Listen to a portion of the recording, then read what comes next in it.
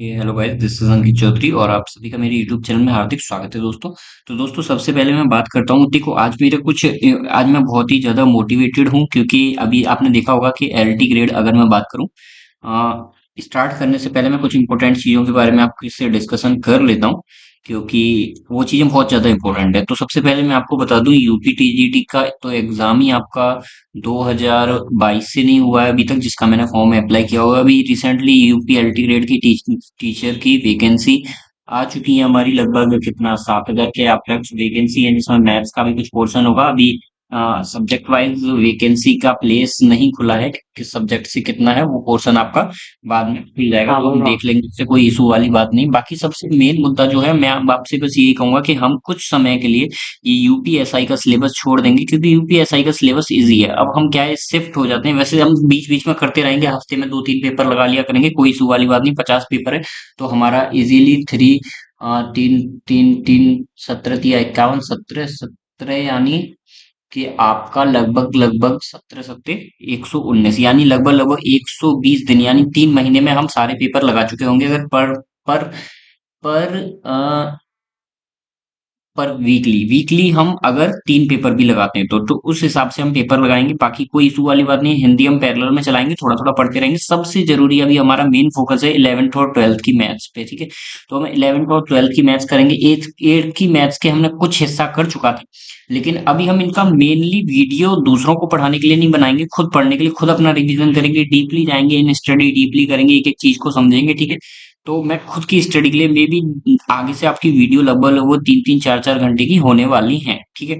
11th 12th maths से related, ठीक है, हमारा मेन फोकस रहेगा। चलिए, अभी मैं इसको रफ कर देता हूँ। अभी क्या है भाई, मैंने ये पेपर पे मैं क्यों क्यों आया, मैंने सोचा, मैंने कहा कि भाई हमारे चौथा पेपर है ये, और मैं इसे आधा बीच में नहीं छोड़ना चाहता था, इसलिए इसको मैं कंप्लीट करने के बाद शिफ्ट हो जाऊंगा दूसरे एग्जाम की तैयारी पे, ठीक है, यानी 11th 12th की बुक्स पे। तो इसको सबसे पहले हम फिनिश कर देते हैं। चलिए देखते हैं पहला क्वेश्चन क्या है।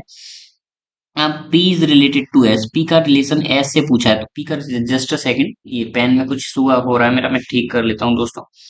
हाँ चलिए, तो दोस्तों स्टार्ट करते हैं। सबसे पहले पी और एस का रिलेशन पूछा है, तो देखो आर और एस का रिलेशन क्या है, परसेंटेज है। परसेंटेज का मतलब क्या होता है, सिस्टर। तो सिस्टर की अगर मैं बात करूं, चलो सर्किल नहीं लेता, एस जो है वो सिस्टर है, किसकी सिस्टर है दोस्तों, सॉरी, आर जो है वो सिस्टर है, जस्ट अ सेकंड, आर जो है वो सिस्टर है, किसकी है, एस की। एस हमें नहीं पता लड़का है या लड़की। उसके बाद डॉलर साइन आ रहा है, डॉलर का मतलब होता है ब्रदर। तो ये इसके बगल वाला जो है ब्रदर है, किसका ब्रदर है भाई, आर का। कौन है, क्यू है, ठीक है, क्यू। अब क्यू के बगल वाला क्या है, साइन डॉलर है, तो डॉलर का मतलब क्या होता है, फिर से ब्रदर होता है, तो ये इसका फिर से ब्रदर है, ठीक है। कौन है, पी, ठीक है। अब आप समझ जाओ, ये इसकी सिस्टर हुई, ये इसका ब्रदर हुआ, ये इसका ब्रदर हुआ, ठीक है। तो पी जो है वो इसका क्या हुआ, ब्रदर हुआ, ठीक है। तो हम ब्रदर पे टिक कर देंगे और नेक्स्ट क्वेश्चन की ओर बढ़ते हैं, ठीक है। चलिए, इसमें अल्टरनेटिव वर्ड चुनना था, तो सिंपल सा है, स्टेम जो होता है वो आपका एक प्लांट्स का पार्ट होता है, ठीक है।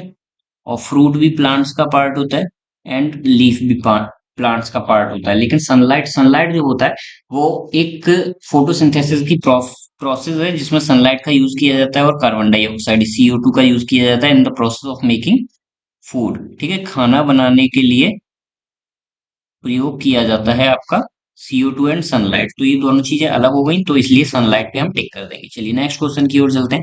How many odd numbers are there in the sequence which are immediately preceded by, preceded मतलब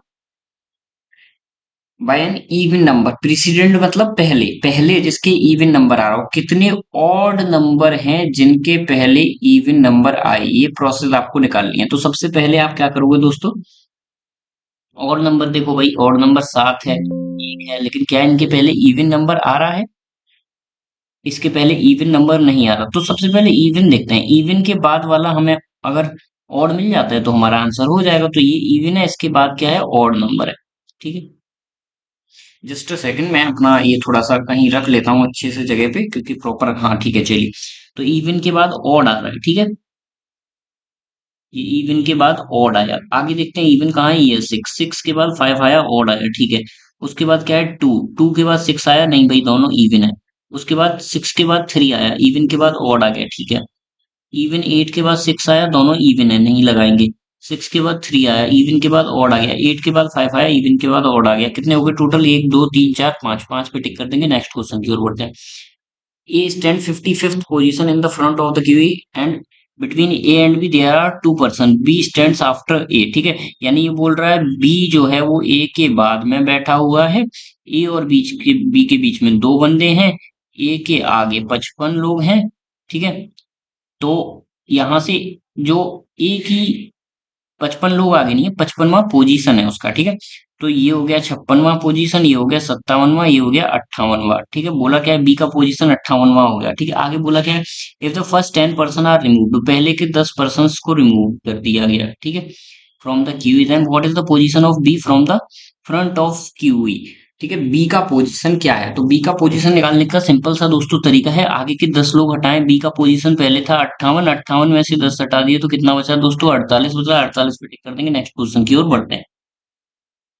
एज पर द कॉन्स्टिट्यूशन, देखो इसका आंसर वैसे तो हम जीके में कवर करेंगे, और जीके अभी हमें कंटिन्यूअसली पढ़ना पड़ेगा, क्योंकि एलटी ग्रेड की अगर मैं बात करूं तो एलटी ग्रेड में 30 नंबर का आपका, एलटी ग्रेड में 30 नंबर का जीके आपका आ रहा है, तो मुझे वो कवर करना पड़ेगा। बाकी एलटी ग्रेड में अभी मेंस भी बना दिया गया है, ठीक है, उसकी भी हम बात कर लेंगे जब एलटी ग्रेड अभी 2 दिन में, आई थिंक मैं कल से स्टार्ट कर दूंगा इसका प्रीवियस ईयर पेपर और उस पर डिस्कशन थोड़ा सा, ठीक है। तो अभी मेनली सबसे ये बात है कि हमें एलटी ग्रेड में मैथ्स करना है, उसके साथ साथ हमें पैरेलल में जीके भी चलानी ही पड़ेगी, मजबूरी है हमारी, ठीक है। तो चलिए, तो सबसे पहले एज पर Indian the human trafficking under forced labour, forced labour की बात हो रही है, तो फोर्स्ड लेबर क्या है, बच्चों से जबरदस्ती काम कराया जाना, मतलब शोषण का अधिकार करना, ठीक है, सिंपल सा हो जाएगा। चलिए, ह्यूमन ट्रैफिकिंग, फोर्स्ड लेबर मतलब व्यक्ति से जबरदस्ती उसके काम कराना, जबरन श्रम कराना, जो है उसके शोषण के खिलाफ अधिकार, ठीक है, जो उसका शोषण किया जा रहा है। हाउ मेनी स्क्वायर्स, मैंने बताया आपको स्क्वायर्स काउंट करना सबसे इजी होता है, उससे कठिन होता है थोड़ा ट्रायंगल काउंट करना, और सबसे कठिन होता है सर्किल काउंट, वो सॉरी स्क्वायर जो होता है आपका, उससे कठिन होता है आपका ट्रायंगल, और सबसे कठिन होता है आपका जो होता है रेक्टेंगल काउंट करना, ठीक है। तो अब यहाँ पे स्क्वायर है, सबसे इजी है, चलो देख लेते हैं भाई। एक दो तीन चार और पांच ये पूरा, और छठवां ये बाहर, इसमें छह हो गया, ठीक है, इसमें छह हो गया, ठीक है, इसमें छह हो गया, ठीक है, ठीक है। और एक दो तीन, इधर तीन हो गया, ठीक है। अब बात कर लेते हैं, एक और दो, इधर हो गया दो, ठीक है, और एक ये हो गया पूरा बड़ा वाला, ठीक है। चलो भाई काउंट कर लो, छतिया 18 19 20 और तीन 23 और एक 24, 24 क्या 24 से ज्यादा कहीं दिखाई दे रहा है, नहीं दे रहा, तो 24 है क्या ऑप्शन में भाई, टिक लगा दीजिए। चलिए अभी नेक्स्ट क्वेश्चन की ओर चलते हैं। तीन का पांच हो गया भाई, किस तरह से हो गया, और पांच का बारह हो गया, देखो यहाँ से एक पैटर्न बनेगा आपका, देखो थ्री फाइव, देखो ये हमने क्या है, ये हमने किरण की रीजनिंग में पहला पोर्शन एनालॉजी एंड सिमिलरिटी किया था, वहीं से देखो कितना इजी क्वेश्चन दिखते ही हो जाता है, ठीक है। तो देखो इसमें क्या करेंगे, three into two minus one, ठीक है, इंटू टू प्लस टू, ठीक है, into two minus three, into two plus four, into two minus five, ठीक है। बस सॉल्व कर दीजिए अब आप अपना सीधे, यहाँ पे थ्री टू जा six minus one five, five two जा 10 प्लस टू 12, 12 टू जा 24 माइनस थ्री 21, 21 टू जा 42, 42 minus 42 plus four 46, 46 into two हो गया आपका 45 दूनी 90, 90 92, 92 में से पांच गया तो 87 आपका आंसर हो गया दोस्तों, 87 पे टिक कर देंगे, नेक्स्ट क्वेश्चन की ओर बढ़ते हैं। 89 90 88 83 93 87, चलिए देखिए इसमें देखो सबसे पहले दोस्तों, इसमें थोड़ा सा, वैसे तो ये बहुत इजी है, लेकिन मैं इसमें फंस गया था, क्योंकि मैं हमेशा दूसरी तरह से दिमाग लगाने की कोशिश करता हूँ, ठीक है। चलिए अभी देखते हैं, इसमें से रॉन्ग रॉन्ग सीरीज पूछी थी, तो देखो पहले तो मैं इसमें हल्का सा हिटक गया था, बाद में मुझे समझ क्लियर हो गया था। 89 से 88 हुआ, 88 से 87 यानी माइनस वन माइनस वन, 90 से ये हुआ, यहाँ से ये हुआ, तो 90 से 91 होगा, एंड 91 से 92 होगा, यहाँ पे ये मतलब ये नंबर गलत है, यहाँ पे 91 आ जाएगा, तो ये परफेक्ट सीरीज आपकी बन जाएगी, ठीक है। क्योंकि इन्होंने बीच में दे दिया इसलिए सबसे ज्यादा कंफ्यूजन हो गया था 93 आपका सही आंसर होगा, जो कि 93 की जगह क्या आना चाहिए आपका 91 आना चाहिए। ये भी क्लियर कर देता हूँ मैं। चलिए, अ box containing the domination of 25 पैसा कॉइन्स, 25 पैसा कॉइन्स यानी 1/4x, ठीक है। 1 रुपी कॉइन यानी +x, टू 2 रुपी कॉइन्स यानी 2x इज इक्वल्स टू कितने के बराबर है ये? 455 के बराबर है, ठीक है। सोल्व कर लो भाई, एलसीएम लोगे तो 8 8 और 4 12 और एक 13, 13x is equals to 455 into 4, ठीक है। 13 का भाग दे दो भाई, 13 कम 13, 13 13 दूनी 26, 13 3 39, ठीक है। 3 बार चला जाएगा, 13 पंजे 65, 35 इंटू 4 हो जाएगा, ये x की वैल्यू आ जाएगी। 35 4 से कितना होता है दोस्तों? 140 होता है, ठीक है। ये हमारा x की वैल्यू निकला है। निकलवाया क्या था? There are equal number of coins in all domination, find the total number of 2 rupee coin. चाहे 2 रुपी कॉइन निकलवाता, चाहे 1 रुपी कॉइन निकलवाता, चाहे आपका 25 पैसे के कॉइन निकलवाता, सब के सब कितने थे? 140 थे, तो 140 पे टिक कर देंगे। अगर टोटल निकलवाता तो तीनों को हम जोड़ देते, 140 मल्टीप्लाई बाय 3 कर देते तो 420 निकल के आ जाता अगर टोटल, क्योंकि कुछ क्वेश्चंस में यूपी पुलिस एसआई के कुछ क्वेश्चंस का टोटल भी निकलवाया। चलिए नेक्स्ट क्वेश्चन की ओर आगे बढ़ते हैं। अब देखो यहाँ पे ये आपका सीधे सीधे सिंपल सा डार्क पोर्शन यहाँ पे आ जाएगा, ठीक है। तो इस वाले डार्क पोर्शन को देख लो भाई, साइड में डार्क पोर्शन किसका है भाई?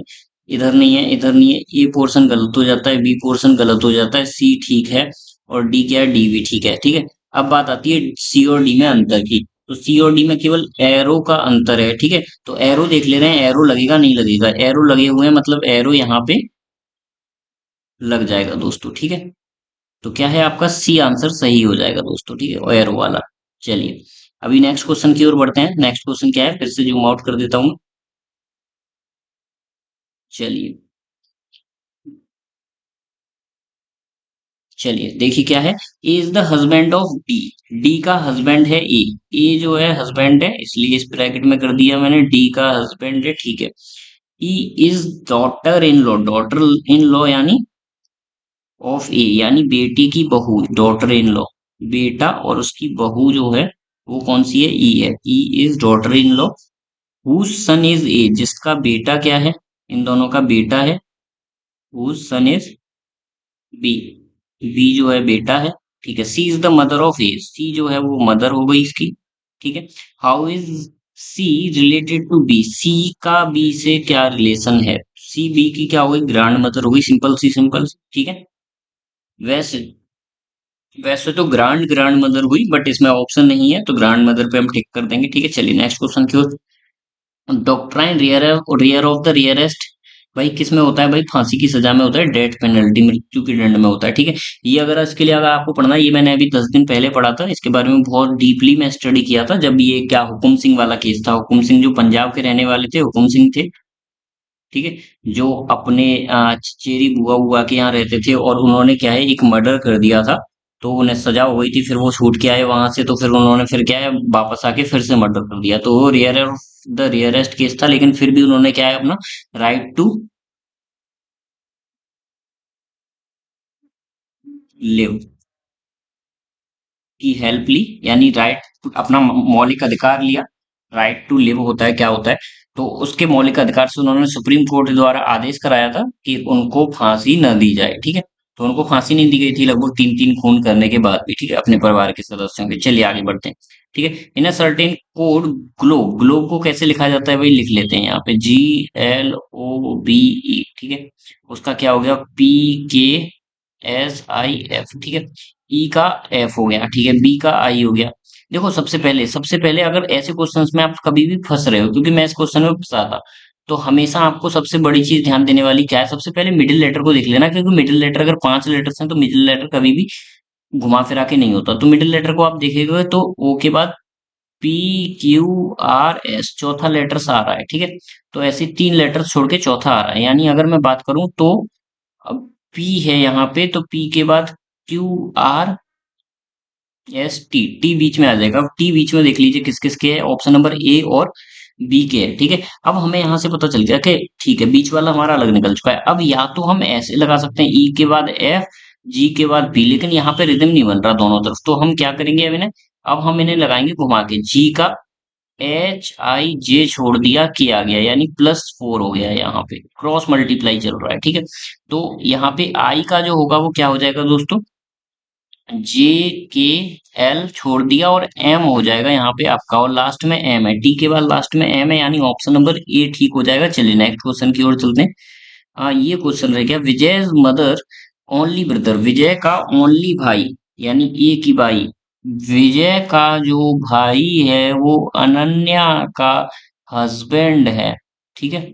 विजय का जो भाई है वो अनन्या का हस्बैंड है, यानी ये इसकी हुई भाई की वाइफ हुई। भाई की वाइफ को क्या बोलते हैं दोस्तों, how is Ananya related to Vijay, Ananya किस तरह से विजय से रिलेट करती है, तो अनन्या जो है स्त्री है यानी, तो कैसे हो जाएगा, सिस्टर इन लॉ हो जाएगा, ब्रदर इन लॉ नहीं होगा। अगर इसके बारे में पूछते विजय के बारे में तो ब्रदर इन लॉ हो जाता, और अनन्या के बारे में पूछा है हाउ इज अनन्या, अनन्या कैसे रिलेट करती है विजय से, तो अनन्या तो सिस्टर हुई ना, तो सिस्टर इन लॉ हो जाएगा, ठीक है। आगे बढ़ते हैं, एंजल, एंजल को लिखा गया ANGEL, ए को 1 लिखा गया, एन को 14, जी को लिखा गया 7 एंड ई को 12 थोड़ा ना लिखा जाएगा भाई, कुछ गड़बड़ हो गया, 1 14 7 12 5, कुछ गड़बड़ हो गया है दोस्तों, चलिए कोई बात नहीं, अभी हम देख लेंगे। डूइंग, DOIN, ठीक है। ए तो 1 होता ही है, एन 14 ही होता है, ई के बाद FG 7 होता है, ठीक है। ई जो होता है वो लास्ट के दोनों लेटर को क्या कर दिया, उल्टा कर दिया, बाकी सब सीधे हैं, तो लास्ट के दोनों को उल्टा कर देंगे, D 4, EJO यानी 15, I यानी 9, और एन जी जो है वो ई के बाद 5 हो जाएगा, FG यानी 7 हो जाएगा, एंड एन लास्ट में 14 हो जाएगा, ठीक है भाई। मैच कर लीजिए, 4 15 9, 4 15 9 14 7, 14 7 नहीं होगा, 7 14 होगा। देखो यहाँ पे आप क्लियरली देख लो, 12 5 लिखा हुआ है ना, ये क्वेश्चन मिस्टेक है, आप क्लियरली देख पा रहे होगे।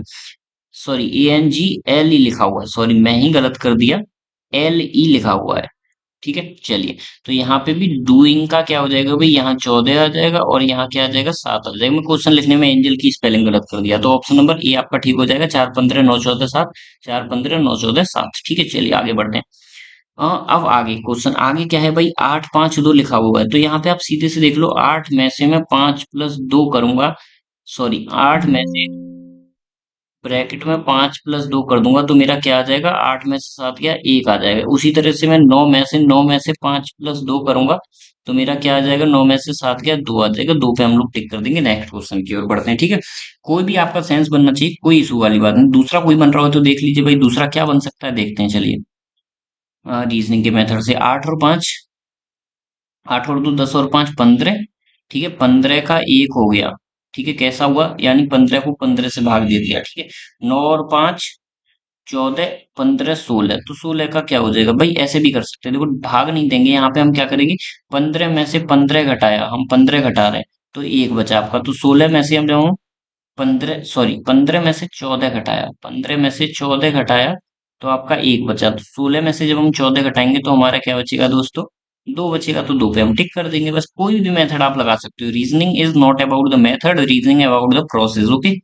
विच of the following Venn diagram represent the only gel, only gel कहाँ है भाई, जेल पेन के लिए देख लेते हैं पहले। जेल पेन, सर्किल जो है वो जेल पेन को इंडिकेट करता है, तो सर्किल में जो भी चीज आएंगी वही हमारा आंसर होगा, ठीक है। आगे क्या है, only gel and roller ball pen, roller ball pen क्या है, biggest triangle represent ball pen, the second biggest circle represent roller ball pen, roller ball pen के लिए ये वाला ट्रायंगल है, ठीक है। यानी ऐसा पार्ट निकालना है जो इस ट्रायंगल में भी हो और इस सर्किल में भी हो, बाकी किसी चीज में ना हो। तो ये 8 नंबर जो है वो इस ट्रायंगल में भी है, सर्किल में भी है, बाकी स्क्वायर में तो है नहीं। अब देखो ये क्यों हट जाएगा, 6 नंबर स्क्वायर में आ रहा है, 4 नंबर स्क्वायर में आ रहा है, 5 नंबर बड़े वाले ट्रायंगल में, 3 नंबर बड़े वाले ट्रायंगल में, 1 नंबर जो है बड़े वाले ट्रायंगल में, 9 नंबर जो है वो हो सकता है, क्योंकि वो किसी ट्रायंगल में नहीं है, ना बड़े में ना स्क्वायर में, ठीक है। तो 9 हो सकता है, लेकिन उसने क्लियरली बोल दिया कि only roller ball pen and gel pen, ठीक है। तो रोलर बॉल पेन को भी हमें साथ लेना पड़ेगा, यानी छोटे वाले ट्रायंगल में आना चाहिए, तभी हमारा आंसर होगा। तो छोटे वाले ट्रायंगल और सर्किल में केवल 8 आ रहा है, तो 8 हमारा आंसर हो जाएगा, 8 पे टिक कर देंगे। नेक्स्ट क्वेश्चन की ओर चलते हैं दोस्तों। इनकी एस टाइप के क्वेश्चंस में हमने सबसे पहले क्या किया है दोस्तों, सबसे पहले इनका वो लिखिए,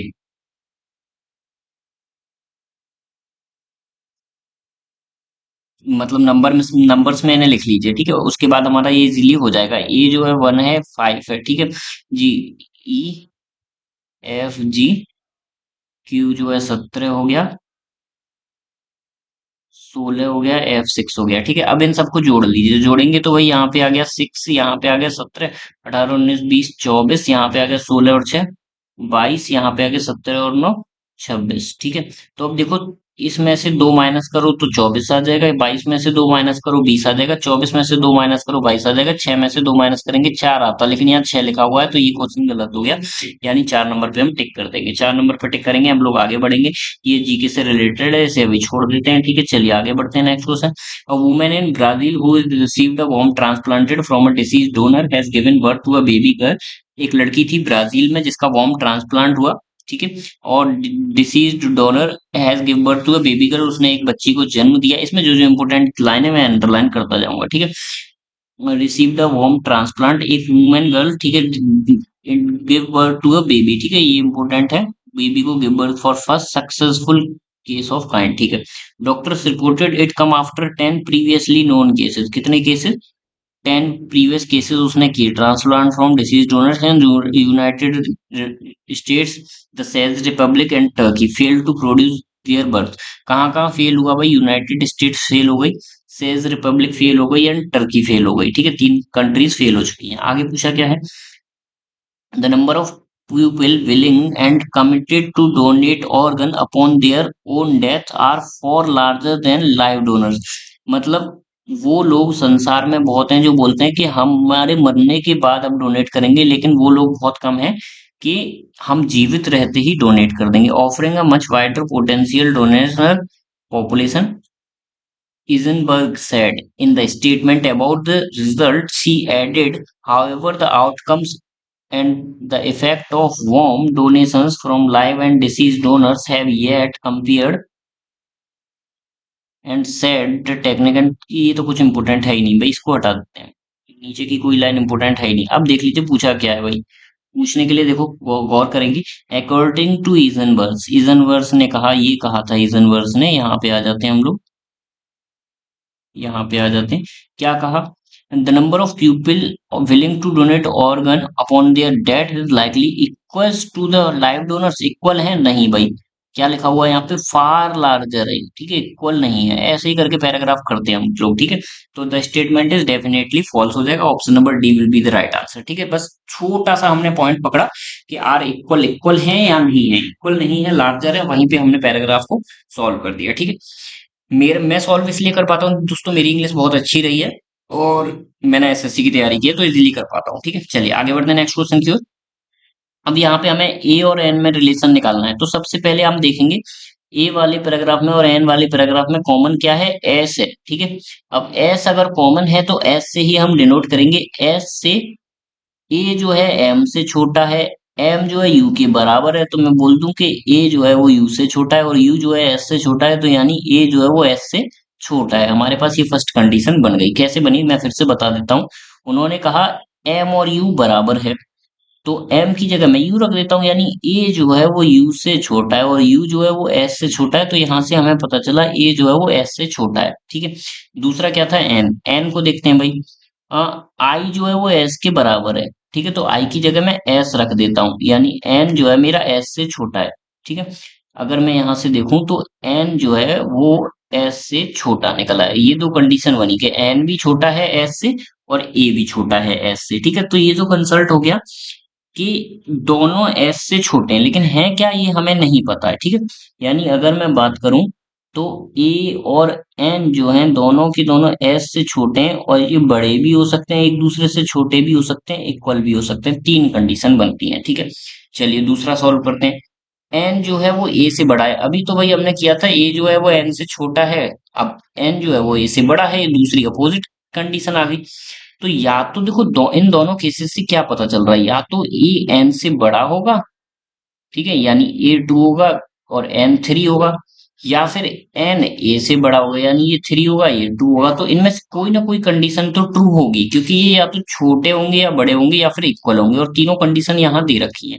तो तीनों कंडीशन दे रखी है, यानी तीनों कंडीशन में से कोई ना कोई एक कंडीशन ट्रू होगी, तो आइदर वन और टू फॉलोज, कोई ना कोई एक कंडीशन सी पे हम टिक कर देंगे। ठीक है, चलिए अब देखो इस वाले क्वेश्चंस में मैंने आपको सबसे पहले बता रखा है कि सबसे पहले हम कॉमन फिगर चुनते हैं कि कॉमन फिगर कौन सा है। यहाँ पे वन वन वन, ठीक है, तो वन के साइड वाले निकाल लेंगे, कौन सा है, दो तीन चार पांच, ठीक है।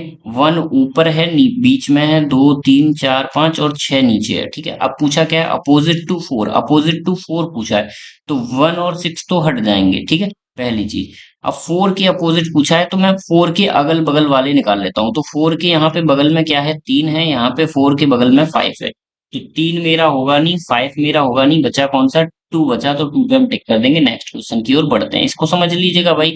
डाइस वाले क्वेश्चंस बहुत इजी होते हैं, बस डाइस को आप 3D स्ट्रक्चर अपने माइंड में बनाओगे तो इजीली कर पाओगे दोस्तों, ठीक है। चलिए अभी आगे बढ़ते हैं नेक्स्ट क्वेश्चन की ओर। नेक्स्ट क्वेश्चन क्या कह रहा है, फिर से आगे ट्रेंगल वगैरह वाला। तो diagram represent lawyers who are players, also players, lawyers भी हो प्लेयर्स भी हो बट पॉलिटिशियन ना हो, तो पॉलिटिशियन को सबसे पहले हटा दो, रेक्टेंगल को हटा दो, रेक्टेंगल को हटा दिया तो आपके पास तीन नंबर बचे, दो पांच एक, दो पांच और एक, इनमें से ये आंसर होगा, ठीक है। अब बात आता है कि लॉयर्स हों, ठीक है, यानी दोनों चीज हो, लॉयर्स भी हो और प्लेयर्स भी हो, सर्किल भी हो और ट्रेंगल भी हो। सर्किल और ट्रेंगल कहाँ आ रहा है दोस्तों, देखो यहाँ पे अगर वन नंबर देखूंगा तो यहाँ सर्किल नहीं आ रहा, सर्किल नहीं आ रहा तो ये हट जाएगा। यहाँ दो नंबर में देखूंगा तो ट्रेंगल नहीं आ रहा, तो दो नंबर भी हट जाएगा, बचा क्या हमारे पास, पांच बचा, पांच पे टिक कर देंगे। हम हमेशा एलिमिनेशन यूज मेथड करते हैं, देखो मोस्टली लोगों की कोशिश होती है कि आंसर निकालना है, आंसर पे जोड़ देते हैं, तो आंसर पे जोड़ देते हैं तो वो लोग क्या है, आंसर तक नहीं पहुंच पाते। हमें क्या है, हमेशा एलिमिनेशन मेथड पे यूज करना है, और जो जो आंसर सही नहीं है उन्हें हटा देना है, तो आंसर हमारा अपने आप निकल के आ जाए। अब यहाँ पे देखो एनोलॉजी एंड सिमिलरिटी में हमने किया था, काव के बच्चे को काव बोलते हैं, बियर के बच्चे को क्या बोलते हैं, कब बोलते हैं। बाकी मैं आपके सबके बच्चों को बता दे रहा हूँ।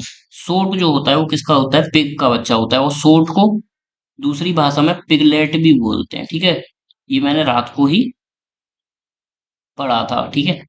बट मुझे इतना पता था कि पिग के बच्चे को पिगलेट बोलते हैं, लेकिन आज मुझे पता चल गया कि सोट भी बोलते हैं। जॉय जो होता है वो कंगारू का बच्चा होता है, ठीक है।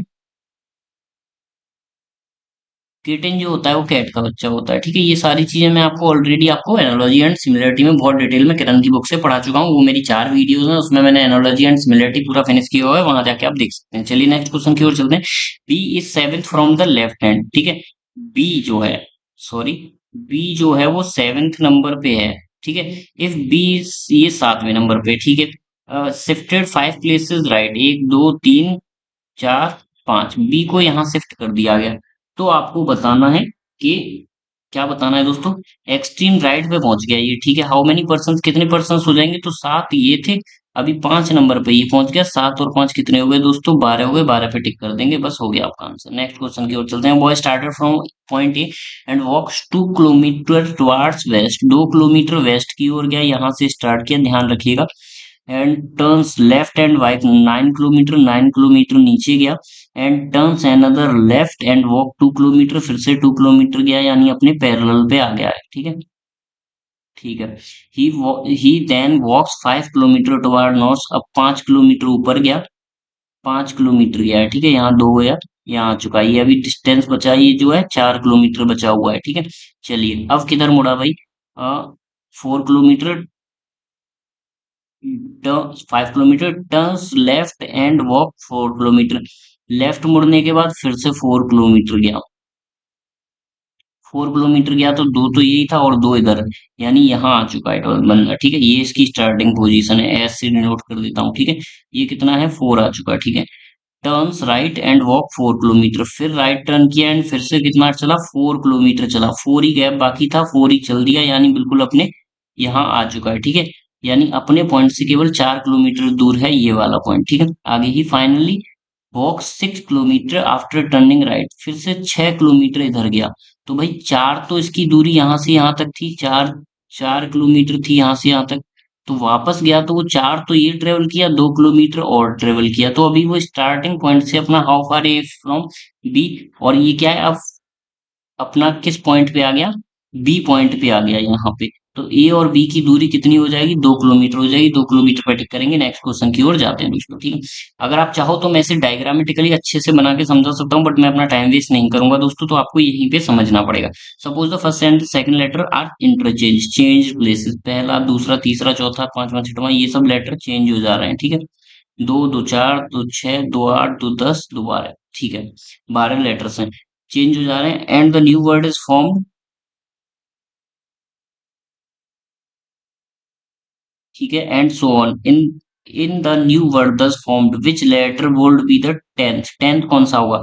देखो भाई, टेंथ जो बदला होगा, पहला दूसरे से बदला होगा, तीसरा चौथे से बदला होगा, ऐसे ही डैश डैश करके नौवां जो लेटर होगा वो 10वें से बदला होगा। तो उन्होंने पूछा है कि टेंथ लेटर कौन सा होगा, टेंथ लेटर वही होगा जो नाइन्थ प्लेस पे होगा, ठीक है। किस साइड से पूछा है, भाई आगे से ही पूछा है, उन्होंने आगे पीछे कुछ लिखा नहीं है, तो आगे से हमें नाइन्थ लेटर निकाल देना है। एक दो, दो दो चार दो छह, तो 8 और एक 9, 9 लेटर कौन सा हो जाएगा दोस्तों, ए। तो ए पे टिक कर देंगे, नेक्स्ट क्वेश्चन की ओर बढ़ते हैं।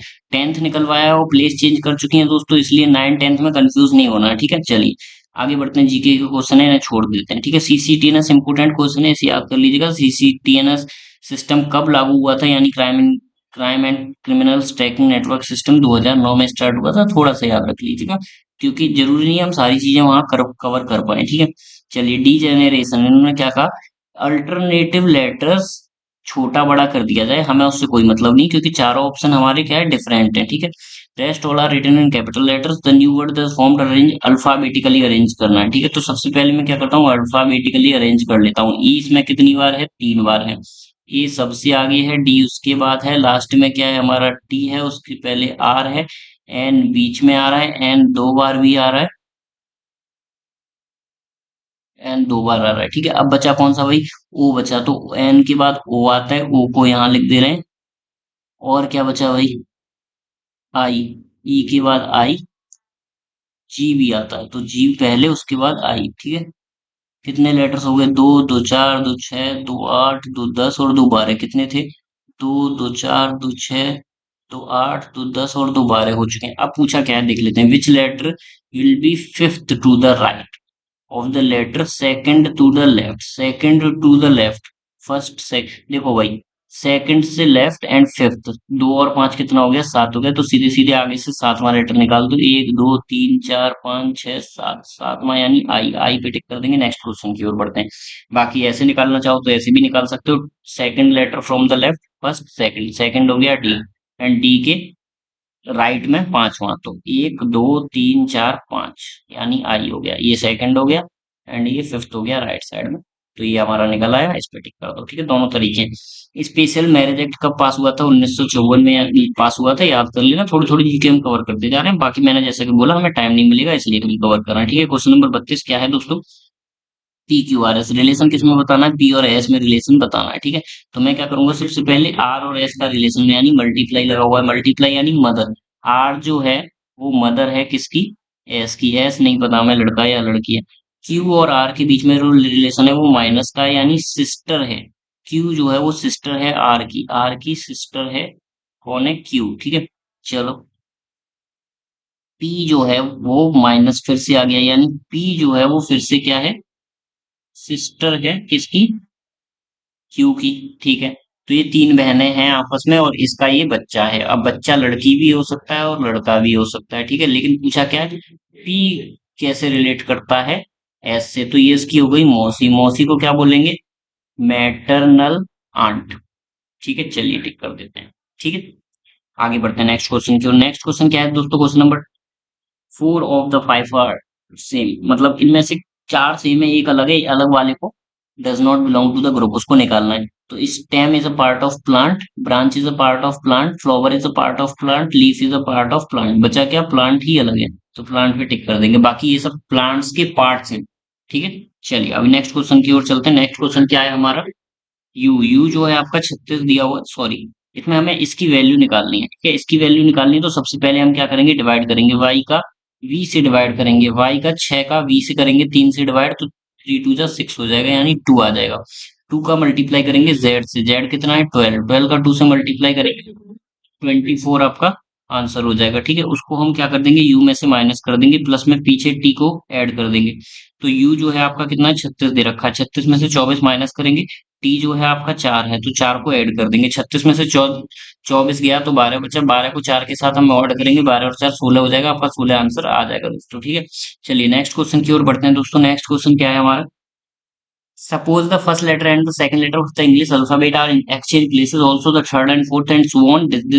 Then in the new alphabetical series thus formed, which letter will be the 17th? देखो अभी इन्होंने क्या बोला कि पहला और दूसरा चेंज हो जाएगा, तीसरा एंड चौथा चेंज हो जाएगा, पांचवा एंड छठवां चेंज हो जाएगा, इस तरह से ये क्या है, चेंज होते रहेंगे। ठीक है, तो अब सबसे इंपॉर्टेंट बात क्या है कि विच लेटर वुड बी 17th? तो 17 और कौन सा चेंज हो जाएगा, 18 चेंज हो जाएगा आपस में। ठीक है, यानी जो 17 प्लेस पे होगा वो 18 पे आ जाएगा और 18 वाला 17 पे आ जाएगा। तो हमें निकालना कौन सा है, 17 निकलवाया है, 17 निकलवाया है तो हम 18वां निकाल देते हैं। 18वां लेटर कौन सा होता है भाई, ई जे ओ टी वाई, टी जो होता है 20 होता है, तो 18 में क्या हो जाएगा, आर हो जाएगा, आर पे टिक कर देंगे हम, हमारा आंसर हो चुका है दोस्तों। नेक्स्ट क्वेश्चन की ओर बढ़ते हैं। A girl walks 13 kilometre toward east, 13 kilometre वो क्या है, ईस्ट में गई, सॉरी यहाँ स्टार्टिंग पॉइंट था एंड 13 किलोमीटर ईस्ट में गई। ठीक है, टर्न से लेफ्ट, फिर इधर मुड़ गई, एन अदर लेफ्ट, फिर से वापस इधर मुड़ गई, एंड फाइनली अ राइट, फिर से राइट मुड़ी, before taking a right another right, फिर से इधर मुड़ गई। तो फिर से लास्ट में उसका फेस किधर हुआ, ईस्ट साइड में ही फेस हुआ। ठीक है, दो बार वो लेफ्ट मुड़ी, दो बार राइट मुड़ी, मतलब जिस डायरेक्शन में जा रही थी उधर ही। भाई एक लड़की है इधर जा रही है, तो पहले इधर मुड़ी एक बार, फिर इधर मुड़ी एक बार। ठीक है, तो इस साइड में मुड़ गई, लेकिन फिर से उन्होंने कहा राइट में, फिर से दो बार मुड़ गई, तो फिर से उसका मुंह किधर हो गया, ईस्ट साइड में ही हो गया। चलिए नेक्स्ट क्वेश्चन की ओर बढ़, अगर इसे मैं डायग्रामेटिकली समझाऊं तो डायग्रामेटिकली भी मैं ऐसे समझा सकता हूँ, देखो किस तरह से समझाऊंगा। सबसे पहले मैं क्या करता हूँ, ईस्ट वेस्ट नॉर्थ साउथ चार डायरेक्शन बना लेता हूँ। ठीक है, एक लड़की थी जो ईस्ट फेसिंग में 13 किलोमीटर गई, एंड यहाँ पे जाने के बाद खड़ी हो गई, यहाँ पे उसने क्या है, इधर जा रही थी वो। ठीक है, इधर से ऊपर की साइड मुड़ी, फिर बैक साइड मुड़ गई, दो बार लेफ्ट टर्न लिया। ठीक है, 2 टाइम्स लेफ्ट टर्न लिया। फिर उसने क्या कहा है कि before taking a right another taking right. ठीक है, मतलब before taking the right turn another right, यानी दो बार उसने राइट लिया, तो यहाँ से यहाँ, यहाँ से यहाँ, यानी सेम डायरेक्शन में वो आ गई। ठीक है, take a right turn before taking another right, बहुत इंपॉर्टेंट पॉइंट है। फिर दाएं मुड़ने से पहले फिर एक दाएं मुड़ती है, मतलब एक बार दाएं मुड़ती है उसके पहले एक बार और दाएं मुड़ चुकी होती है। उन्होंने क्वेश्चन बहुत डीपली लिया है। ठीक है, तो कठिन नहीं है इतना, लेकिन आपको समझने में हो सकता है थोड़ा सा परेशानी। Question number 37, sorry. तो सबसे पहले यार मैं यहाँ मैथमेटिकल सॉल्वर ऑन कर लेता हूँ, क्योंकि उससे मुझे इजी पड़ता है। ठीक है, थोड़ा सा मैथमेटिकल सॉल्वर इसमें है ही नहीं, बड़ी अजीब बात है। चलिए कोई बात नहीं, नहीं है तो हम ही सॉल्व कर लेते हैं। तो सबसे पहले 507, 441, 365, 279 एंड 183। ठीक है, नेक्स्ट नंबर हमें निकालना है। तो सबसे पहले डिफरेंस देखते जाओ भाई, 41 में से 507 गए, यानी 7 इधर से निकल आया और 60 60 66 हो गया। ठीक है, इसमें से इसे माइनस कर दो, कितना हो जाएगा दोस्तों, 65 से 70, 30, 35, 35 और 40, 75 और एक 76। ठीक है, फिर आगे माइनस कर दो भाई। अब देखो यहाँ पे आपको दिखने लग गया कि 66 से 76 हुआ, यानी 10 का गैप चल रहा है। ठीक है, पर फिर भी हम आगे और अच्छे से कर लेते हैं। ठीक है, 79 के बाद 80, 20, 21, 21 और 65 कितना हो गया दोस्तों, 20 और 65 हो गया 85 और एक 86। ठीक है, फिर यहाँ से देखा आपने 10 नंबर का गैप, आगे फिर से 10 नंबर रहेगा, माइनस करेंगे तो कितना आ जाएगा, इसमें से 96 आ जाएगा।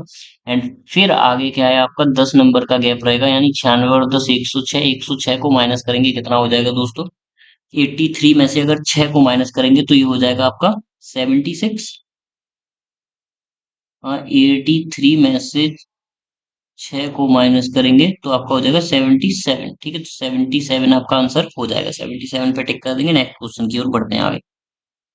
सेवेंथ शेड्यूल, भाई शेड्यूल वगैरह मैं एक ही वीडियो में कवर कर दूंगा। ठीक है, ये क्या था, एक ट्रिक था इसका कि डायरेक्टली फ्लाई ऐसे करके कोई ट्रिक था यार, मैं भूल रहा हूँ, वो मैं बता दूंगा आपको जब जीके हम लोग स्टार्ट करेंगे। अभी लास्ट के दो क्वेश्चन रह गए, बस इन्हें करते हैं। 6 दूनी 12, 12 दूनी 20, 12 दूनी 24, 25।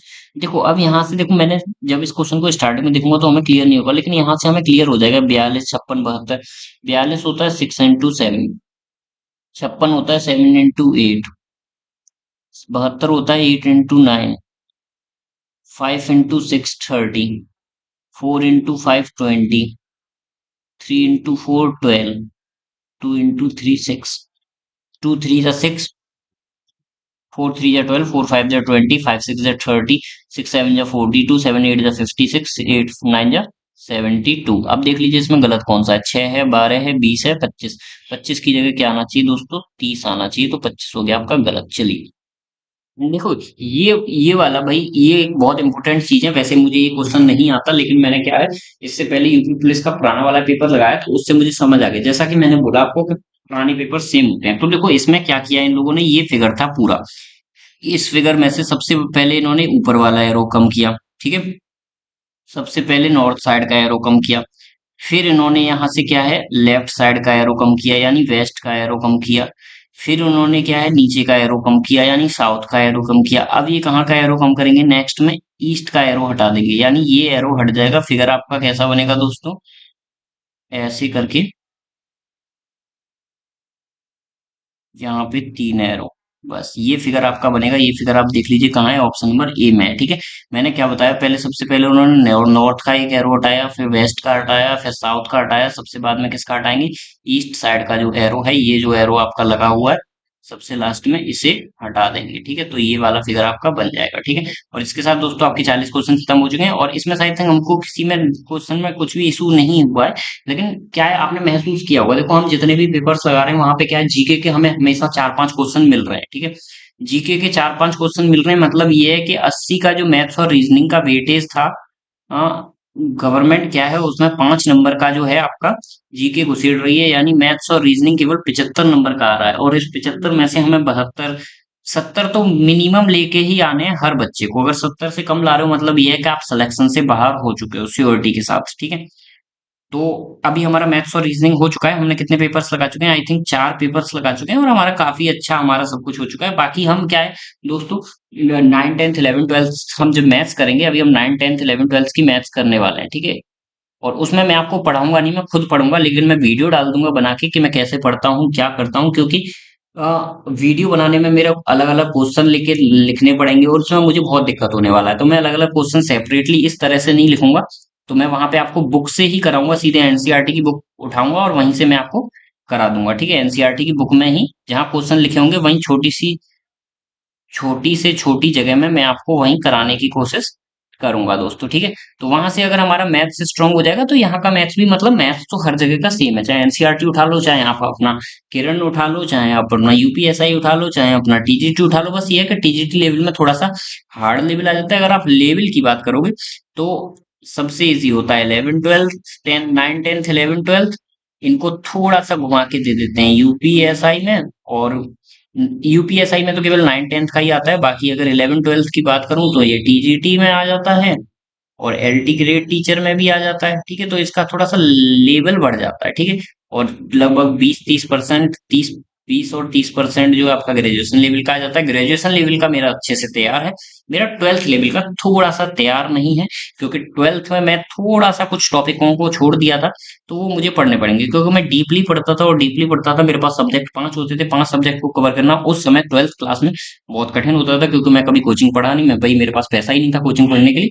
तो उस तरह से हम दोस्तों, अब क्या है, सबसे पहले हम एनसीईआरटी पे चलेंगे, जो कि हम कौन सी पढ़ेंगे, मैंने फिर से बता दे रहा हूँ, 9 10 11 12 की पढ़ेंगे। ये वीडियो आपकी 4 वीडियो कंप्लीट हो चुकी हैं, और मैं हिंदी की क्लासेस कंप्लीट लगातार चला ही रहा हूँ। इसके साथ हम पैरेलल में जीके की क्लासेस भी चलाते रहेंगे। ओके, थैंक यू दोस्तों। ओ सॉरी, मैं माइक नहीं लगाया था, बिना माइक के वीडियो मैंने बना दी है, तो मुझे नहीं पता आप लोगों के पास आवाज आई होगी या नहीं आई होगी, लेकिन मैं वीडियो अपलोड कर दूंगा, क्योंकि मैं दोबारा अपना समय खराब नहीं करूंगा दोस्तों। थैंक यू दोस्तों। लाइक शेयर सब्सक्राइब कर दीजिएगा वीडियो को, चैनल को, जो भी है।